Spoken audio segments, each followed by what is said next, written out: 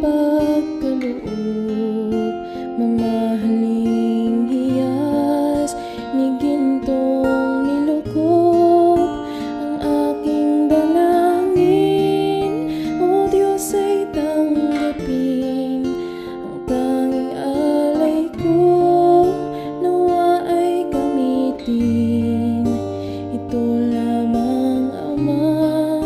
Wala nang iba pa akong hinihiling. Di ko akalain na ako ay binigyan pansin. Ang taong tulad ko di dapat mahalin. Ang tanging alay ko sa'yo, aking Ama. Ang buong buhay ko, puso at kaluluwa, di na makaya na makapagkaloob, mamahaling hiyas ni gintong nilukop ang aking dalangin. O Diyos ay tanggapin ang tanging alay ko, nawa ay gamitin ito lamang, Ama. Wala nang iba pa akong hinihiling.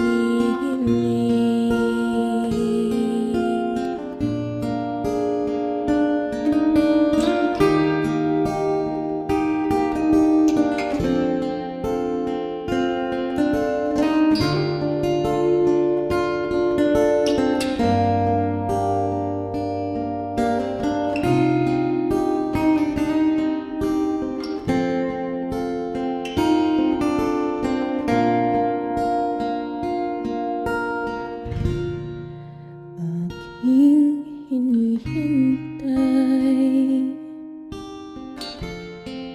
ang iyong pagbabalik, Jesus. Ang akapiling ka ay ligayang lubos. Ang tanging alay ko sa'yo, aking Ama. Ang buong buhay ko, puso at kaluluwa, di na makaya na makapagkaloob, mamahaling hiyas ni gintong nilukop ang aking dalangin. O Diyos ay tanggapin ang tanging alay ko, nawa ay gamitin ito lamang, Ama. Wala nang iba pa akong hinihiling.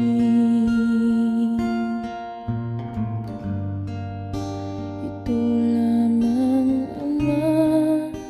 Wala nang iba pa akong hinihiling.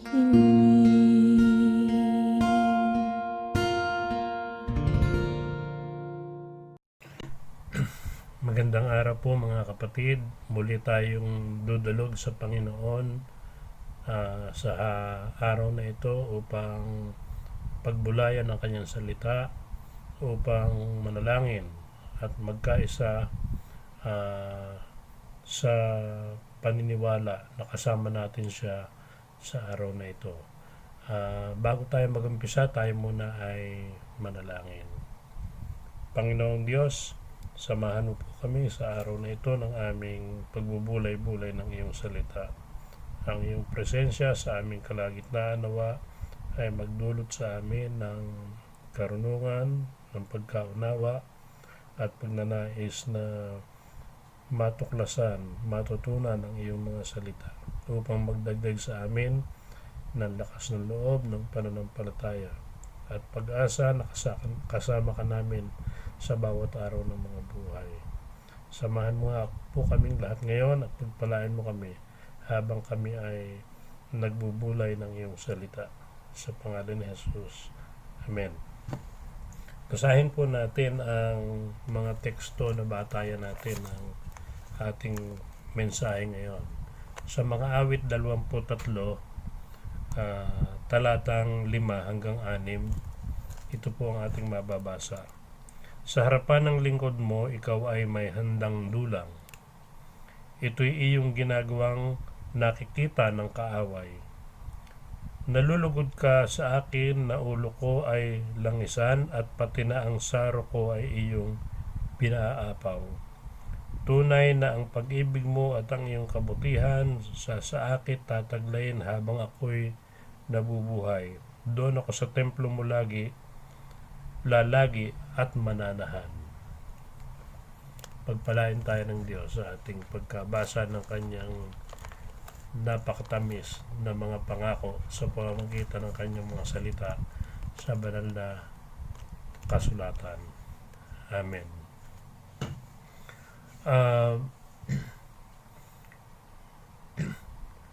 Bilang mga mananampalataya, lagi nating sinasabi that the Lord is my shepherd. Si Jesus ang aking pastol. Ang ibig kong sabihin nito ay siya ay nangangalaga at nagkakaloob at nagbabantay sa atin. Nangangalaga, nagkakaloob, nagbabantay sa atin. Sa isang salita ay kanya tayong minamahal. At ito ay isang assurance o kapahayagan ng kanyang presensya sa ating buhay. He is with us for all our days. Kaya mga kapatid, bilang mga mananampalataya, habang tayo ay nabubuhay sa mundong ito, sa anumang kalagayan, hindi tayo dapat mag-alala, hindi tayo dapat matakot. Sa ilalim ng pamamahala ng ating Diyos, ng ating tagapag-alaga, siya ay nangangako sa atin ng mga sumusunod na bagay. Una, ang Diyos ay nagkakaloob ng masagana kahit sa harap ng ating mga pagsubok at mga kaaway. God abundantly provides for us even in the face of our enemies. Mga kapatid, doon po sa Psalm 23:5, ang sabi doon, sa harapan ng lingkod mo, ikaw ay may handang dulang. Ito'y iyong ginagawang nakikita ng kaaway. Ang mga talatang ito ay mga pagpapatotoo ng umaapaw na pagpapala ng Diyos sa kanyang mga tao. Nais ng Diyos na pagpalain tayo sa lahat ng ating mga kailangan at marami pang iba. Kahit sa harapan ng ating mga pagsubok, ng ating mga kaaway, ang probisyon ng Diyos ay sapat at ito ay hindi nagmamaliw. Pwede tayong magtiwala sa Kanya dahil siya ay buong puso at buong kasaganaan na nagbibigay sa atin ng mga bagay para tamasahin ang mga ito at masihan sa mga ito. Doon sa unang Timoteo 6:17, ang sabi ay ganito,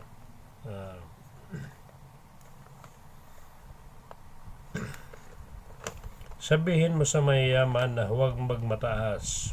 Huwag silang umasa sa kayamanang di mananatili, kundi sa Diyos na masaganang nagkakaloob ng lahat ng bagay sa ating ikasisiya. Kung ipagpapatuloy natin, ang sabi sa 18, turuan mo silang gumawa ng mabuti, magpakayaman sa mabuting gawa, maging bukas ang palad at matulungin sa kapwa. Sa 19, sa ganitong paraan sila makapag-iimpok para sinaharap at magkakamit ng tunay na buhay. Marami sa atin ang contentment o kapahayagan ng pagiging kontento sa buhay ay kapag marami silang tinatangkilik o meron silang siguradong aasahan sapagkat may hawak silang mga material na bagay. Pero dun sa ating binasa ay ipinapaalala sa atin ang sumulat ng Timoteo na paalalahanan ang mga mayayaman, no? Na huwag umasa sa kayamanang di mananatili, kundi sa Diyos na masaganang nagkakaloob ng lahat ng bagay sa ating ikasisiya. Tingnan nyo nga po ang nangyari ngayong pandemya. Maraming mga tao yung nalilibang sa mga material na bagay, ginagawang araw ang gabi, at ang gabi ay ginagawang araw upang maghanap buhay.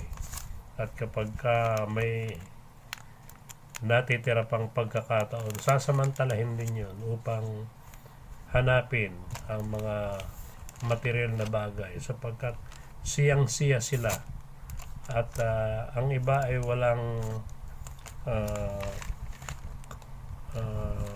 kasiyahan, walang kasapatan, no? Hindi nila alam tumigil kung kailan sila hihinto sa paghahanap buhay sapagkat wala sa kanila yung sapat na, no?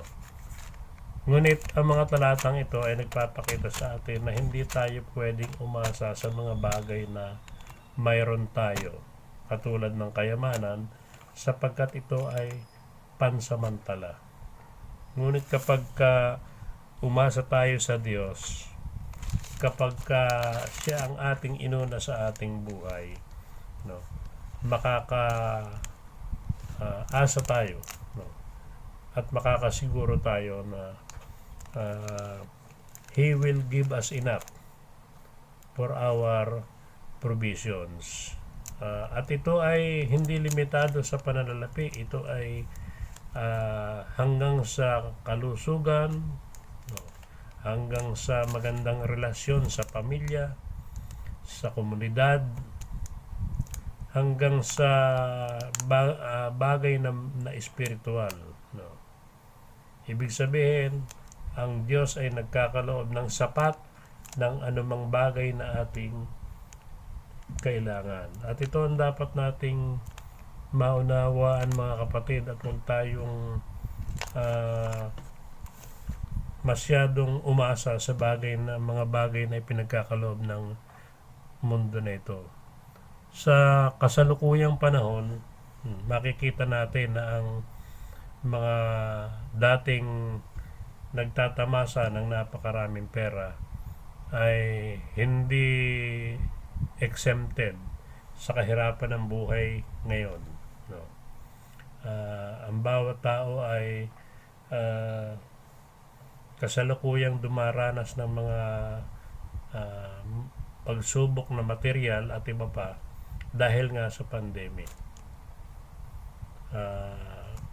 At pwede nating sabihin na kahit papaano lamang ang mga merong material na bagay, pero hindi ito nangangahulugan na bastante na sila ay libre na, sapagkat hindi natin alam kung kailan matatapos ang pandemya. Pero ang mga mananampalataya sa gitna ng kasalatan at kawalan, makakasumpong ng kasapatan mula sa Panginoong Diyos. Masusumpungan niya ang kanyang mga basic na pangangailangan at gagamitin ng Diyos ang kanyang malawak na impluensya sa mga iba pang mga mananampalataya. Maghihimala ang Diyos upang makita natin na totoo nga na hindi niya tayo pababayaan.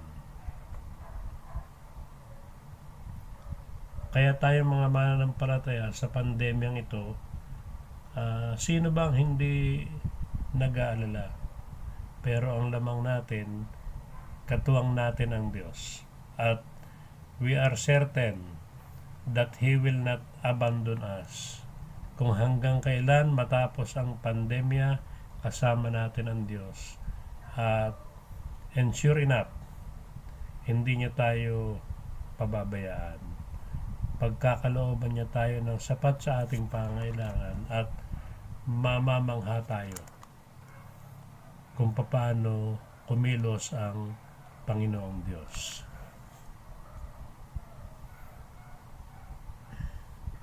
Ikalawa,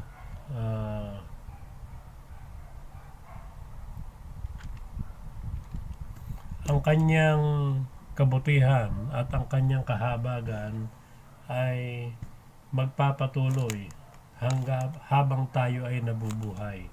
Inyong God's goodness and mercy shall follow us all the days of our lives. Yeah. Mas kabisado natin sa English sapagkat may awit niyan sa salitang English. God's goodness and mercy follow us all the days of our lives. Ang kabutihan at ang kahabagan ng Diyos ay sa atin sa araw-araw ng ating mga buhay. No? It will, those things will be with us, will be given to us forever. Kung tayo ay mananatili bilang mga mananampalataya. Hindi lamang plain na pagbibigay ng ating kailangan, no. Yung pagbibigay niya ay may kasamang kabutihan, mapagmahal na pag-aruga sa atin, at ang kanyang katapatan ay mararanasan natin araw-araw. Habang ating tinatamasa ang buhay na kasama ang Diyos at patuloy na hinahanap siya at pinaglilingkuran siya at sinasamba siya, ang kanyang pabor, ang kanyang pagpapala ay sa atin, no, na hindi natin sukat maunawaan kung papaano nangyayari ang mga bagay. Basta ang alam natin, siya ay tapat at hindi niya tayo pababayaan. At tayong mga tao ay ang kaya lamang nating gawin ay mamangha sa kanyang pag-ibig sa atin. Gano'n na po ito naging totoo sa ating buhay? Ako ba ay nagsasalita na walang basihan o pwede nating sabihin lahat na napakabuti ng Diyos? No? Sa gitna ng aking mga kahinaan, ng aking mga pagkukulang, no, hindi niya ako kayang tiisin. No? Sa aking paglapit sa Kanya, sa paghingi ko ng tawad, sa paghingi ko ng tulong, siya ay laging positibong tumutugon. Hindi nagmamaliw ang kanyang pag-ibig. Ito'y aking karanasan, kaya isineshare ko sa inyo at alam ko, ito rin ang karanasan ng bawat mananampalataya. At ang ikatlo at pinakahuli, God gives us a place in His house forever. Okay. Doon sa Ang sabi dun sa talata natin, surely goodness and mercy shall follow me all the days of my life, and I shall dwell in the house of the Lord forever. Kung minsan ay naipapagkamali ng marami na yung sinasabing bahay ng Panginoon ay yung sa kabilang buhay. Alam nyo, ngayon pa lamang, kapag ka tinanggap natin si Jesus na ating Panginoon at tagapagligtas at tayo ay naging tapat na tagasunod niya, tayo ay mapapabilang na sa kanyang sambahayan. At kung tayo man ay nabubuhay pa sa mundo, mararanasan natin na tayo ay kanyang pamilya, no? At kung saan man tayo naroon, ay ito ay magiging katumbas ng isang tahanan na inihanda niya sa bawat isa sa atin, no? Kahit sa ating sariling mga bahay ay magiging extension ito ng kanyang tahanan sa ating pagtitiwala sa kanya, no? Nangako siya na ipagkakaloob niya sa atin ang mga pinakadakilang mga pagpapala na hindi pa natin natatanggap, at mabubuhay tayo kasama niya habang panahon. At ito ay posible dahil sa ating Panginoong Hesukristo. Ang sabi dun sa John 14:2 at saka 3, siya ay naghahanda ng isang tahanan sa bahay ng kanyang ama, no, para sa atin. Ang kanyang buhay, ang kanyang kamatayan, ang kanyang pagkabuhay na maguli, ang mga ito ay naging dahilan upang maging posible na tayo ay makipagkasundo sa Diyos. So, ito'y nagbibigay sa atin ng pagkakataon upang maging welcome sa kanyang pamilya.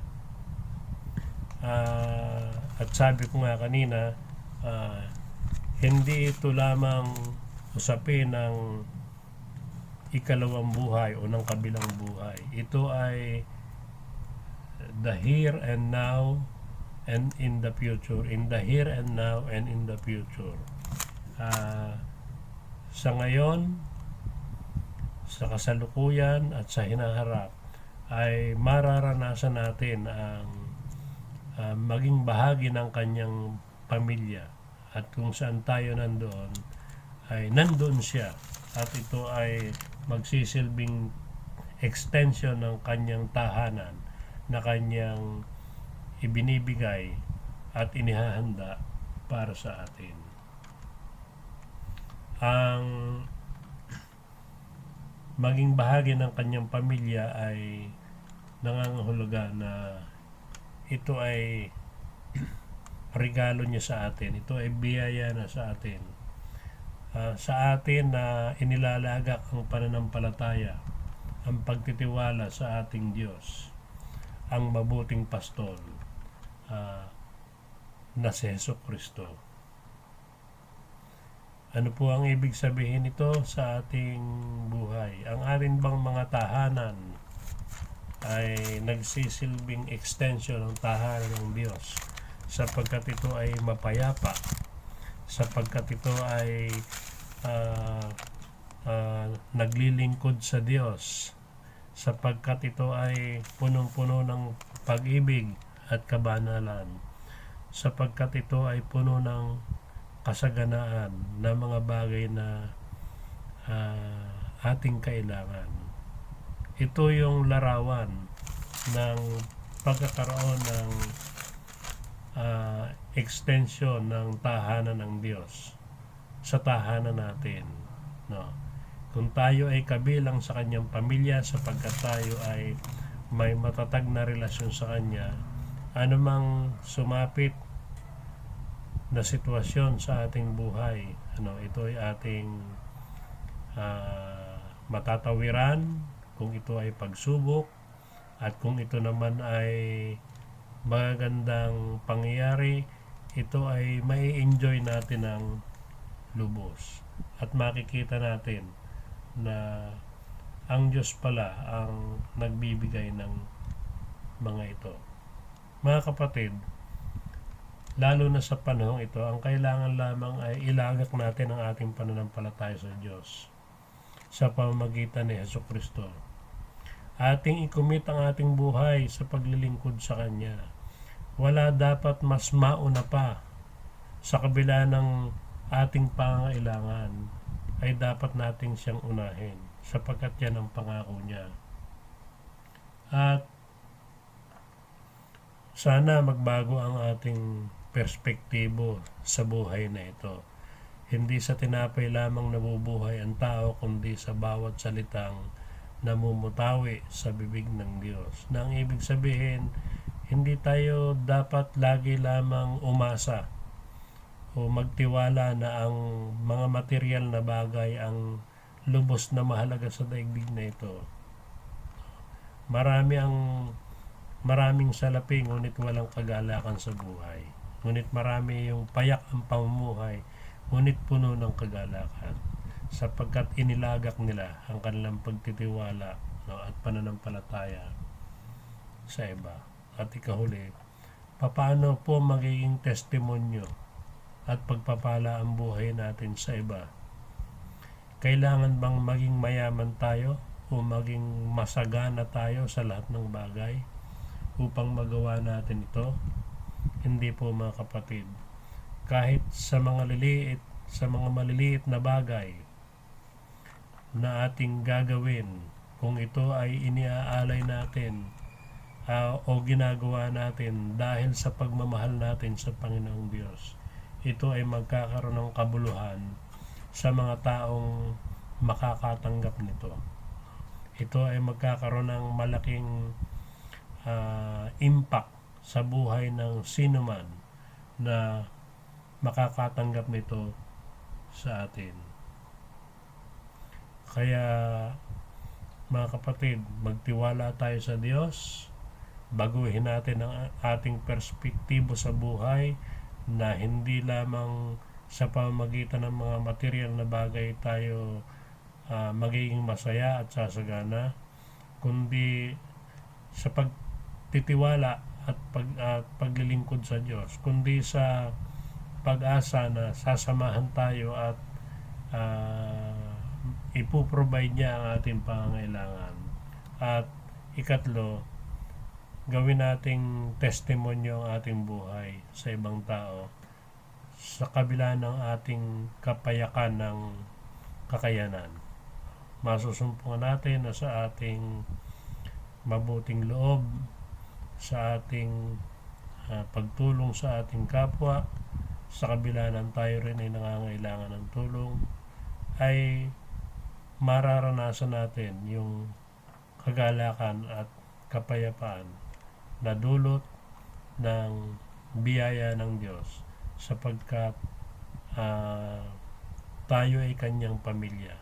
We are His family, and by doing what we need to do as members of His family, mamamangha tayo sa mga bagay na matatanggap natin, mararanasan natin bilang kanyang mga anak. Amen. Tayo po ay manalangin. Panginoong Diyos, bigyan mo po kami ng kaunawaan at pagnanais na maunawaan ng lubos ang iyong mga salita. Sa panahong ito ng mga pagsubok, makita namin sana ang aming sarili na patuloy na nagtitiwala sa iyo. Patuloy na ipinakikita sa ibang tao na kami ay mga halimbawa ng iyong pamilya dito sa mundo. At kami ay patuloy na masisiyahan, maaalis ang mga pag-aalala at pagkatakot kahit maraming pagsubok. Hinihiling namin, O Diyos, na gawin mo kaming mabuting mga mananampalataya, maging mabuting tagasunod, at nang mapatunayan namin kung gaano ka katapat sa iyong pangako sa bawat isa sa amin. Hinihiling namin na alisin mo na ang pandemyang ito. Gamutin mo ang sakit ng mundo, hindi lang ang pandemya, kundi ang iba pang karamdaman nito, katulad ng kagutuman, karamdaman, kakulangan sa kapayapaan, pag-aaway-away ng mga bansa, paggawa ng kasamaan katulad ng graft and corruption, at iba pang mga bagay. Ang lahat po ng ito ay pawiin mo sa mundong ito. Palitan mo ang puso ng bawat tao. Magpakilala ka ng lubos sa aming lahat. At sana kami bilang mga mananampalataya ay maging kasangkapan mo upang masaksihan namin ang pagbabago ng mundo na kami ay kinakasangkapan mo. O Diyos, patawarin mo kami sa aming pagkukulang. Bantayan mo kami sa mga ginagawa namin, sinasabi namin at ikinikilos namin upang maging karapat-dapat kami sa iyo. Pagalingin mo po ang mga nahawa ng sakit at iba pang uri ng sakit. Ingatan mo ang mga mamamayan, bigyan mo ng disiplina ang bawat tao upang maging bahagi sa paglutas ng problema ng mundo. At alam namin, nagigising kami sa isang umaga na ganap nang nawala ang pandemya. Ngunit sana, pagkatapos nito ay maging malinaw na sa amin kung paano at ano ang iyong ninanais na maging buhay namin pagkatapos. Ano ang aming dapat gawin? Ano ang aming dapat matutunan upang kami ay maging mabuting tagasunod mo, at maging dahilan din yon upang maging disiplinado ang buong mundo at hindi na muling mangyari pa ang mga ganitong suliraning katulad ng pandemya. Dear God, bantayan mo ang mga pinuno namin, ingatan mo sila, at tulungan mo ang bawat iglesia na nag-i-struggle para magpatuloy sa mga gawain. Sana ay huwag kaming makahulagpo sa aming pananampalataya habang wala pang face-to-face na pagsamba. Sana ay maging sapat sa amin ang mga online activities at maranasan namin na ang mga ito ay patuloy na makapagbibigay sa amin ng inspirasyon, makakapagpaalala sa amin ng iyong kabutihan, at hindi kami makakalimot sa aming pananampalataya. Marami pong salamat. Ingatan mo po kami lahat.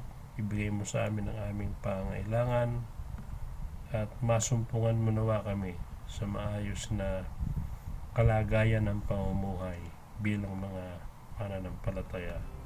Ito ang aming hinihiling, ito ang aming dalangin, at ito'y hinihiling namin sa tanging pangalan ni Jesus namin, Panginoon at Pangligtas. Amen. Praise God from whom all blessings flow. Praise Him, all creatures here below.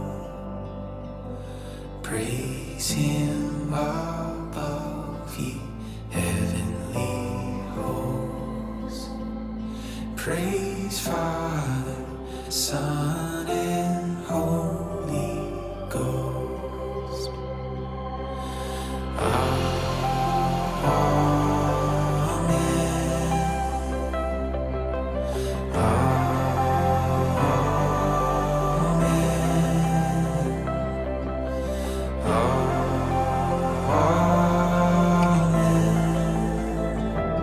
God, we praise you. God, we praise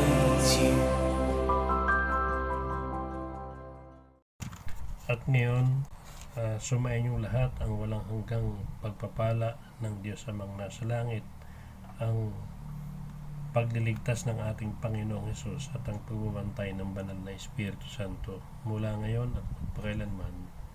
Amen. Salamat po sa inyong pakikiisa sa araw na ito. Papasalamat din tayo sa kapatid na Grace Rodas dahil siya yung umako ng responsibilidad para i-edit ang ating mga online worship upang makarating sa ating lahat ng maayos. Ngunit ako'y nakikiusap na lahat tayo ay magtulungan, magpadala tayo ng mga awitin, ng mga testimonyo, diretso kay Ate Grace at siya na ang bahalang mag-schedule kung kailan niya ito isasama sa pagsamba. Nitong mga nakaraang panahon, may mga ilang kapatiran tayo na nagkaloob.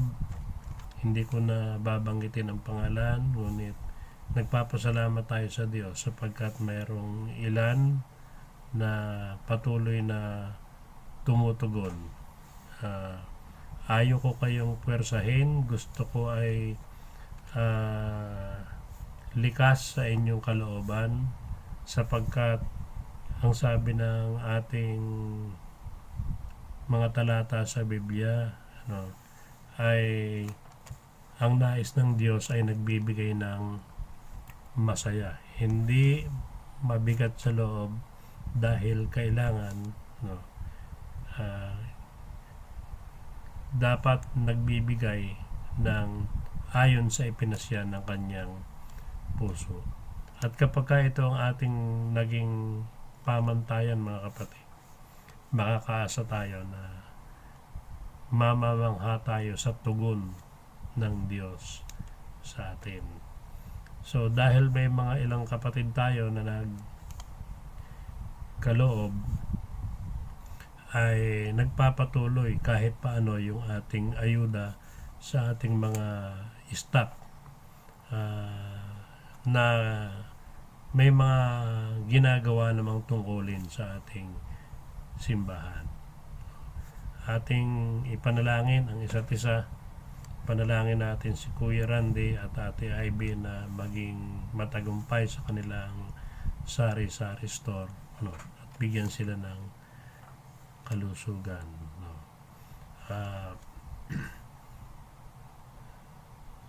Siguro ang panghulin lamang kahit paulit-ulit ay yung pag-iingat natin at saka yung pagsunod natin sa health protocols sapagkat hindi pa ho talaga tapos ang pandemya, mataas pa yung rate of infection sa buong Pilipinas at hindi masyadong nahuhuli dyan ang Bulacan.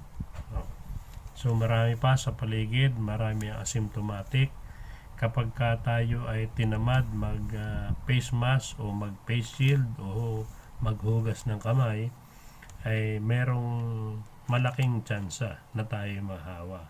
Pero kung gagawin natin ang mga yan, hindi naman po mabigat gawin ang mga yan, kaunting sakripisyo lang at disiplina, ay makakatulong yan ng malaki upang maiwasan natin ang karamdaman. At dahil nga po maraming asymptomatic cases, yung mga malalakas ang katawan ay hindi nangangahulugan na ligtas. Merong infected ngunit walang sintomas at pwede rin siyang makahawa sa iba. At pag nahawahan niya ay yung mahina ang immune system, yun po ang magiging problema. Hanggang sa kumalat na naman ang sakit. Madali pong kumalat ang sakit kaysa ito'y kontrolin. Kaya nasa atin po lahat ang kinakailangang pag-iingat at pagkilos upang ating masawata ang sakit na ito na lubhang nagbibigay ng panganib sa ating mga buhay. Marami pong salamat. Hanggang sa linggong darating sa ating online worship service. Magandang araw po sa inyo. Amen.